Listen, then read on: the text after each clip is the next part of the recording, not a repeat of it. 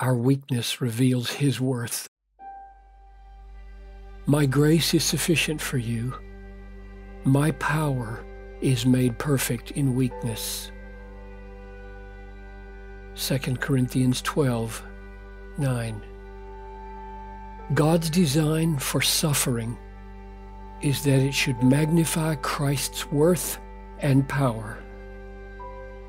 This is grace, because the greatest joy of Christians is to experience Christ magnified in our lives.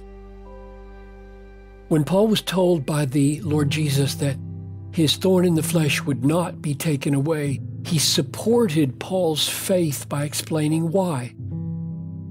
The Lord said, "My grace is sufficient for you, for my power is made perfect in weakness." 2 Corinthians 12:9. God ordains that Paul be weak so that Christ might be seen as strong on Paul's behalf.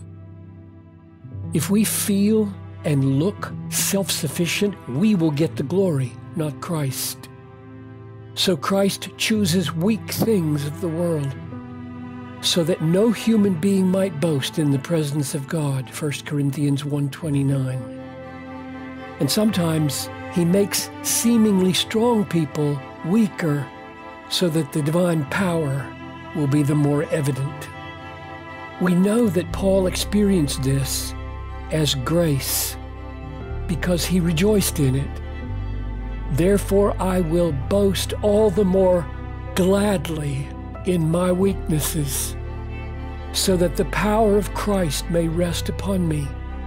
For the sake of Christ, then, I am content with weaknesses, insults, hardships, persecutions, and calamities. For when I am weak, then I am strong. 2 Corinthians 12:9-10. Living by faith in God's grace means being satisfied with all that God is for us in Jesus. Therefore, faith will not shrink back from what reveals and magnifies all that God is for us in Jesus. That is what our weakness and suffering are meant to do.